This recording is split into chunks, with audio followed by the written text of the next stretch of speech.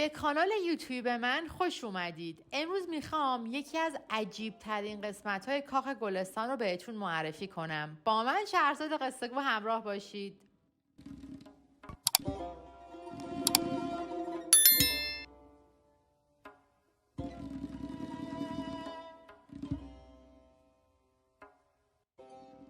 بین ایوان کاخ مرمر و تالار سلام بنایی هست که هر بیننده‌ای رو گیج میکنه. مکانی که اسمش خلوت کریم خانیه.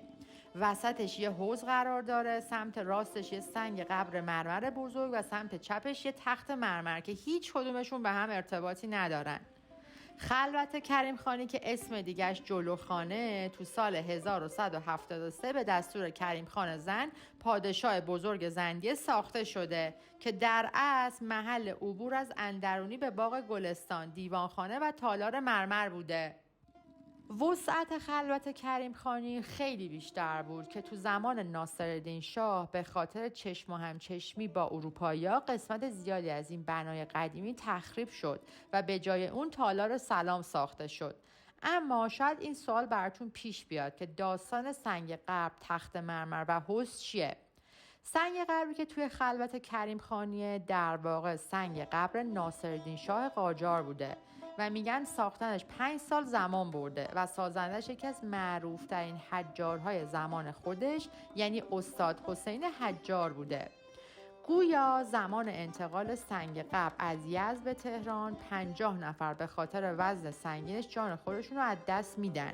توی یه روایت دیگه گفته شده که مظفرالدین شاه به سازنده سنگ قبر رقم بسیار ناچیزی به عنوان دستمزد کار پرزحمت ساخت سنگ داده که سازندش استاد حسین حجار از شدت ناراحتی دق میکنه و جونش رو از دست میده.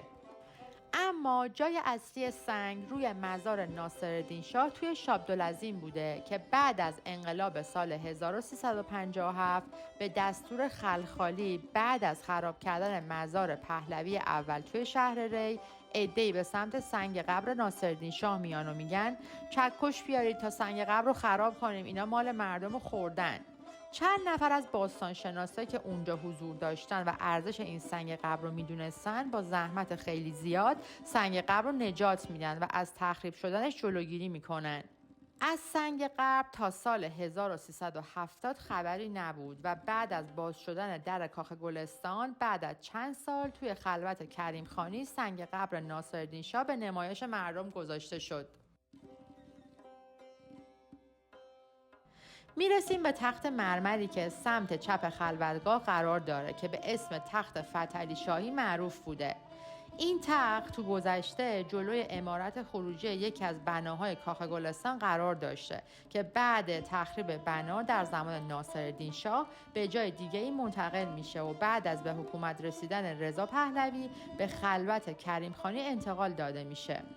اما خلوت کریم خانی با همه زیبایی‌هاش یه داستان غم‌انگیز هم داره که برمیگرده به کینه آقا محمد خان قاجار از خاندان زندیه. پدر آقا محمد خان در طلب تاج و تخت با حکومت زندیه وارد جنگ میشه و توی این جنگ کشته میشه.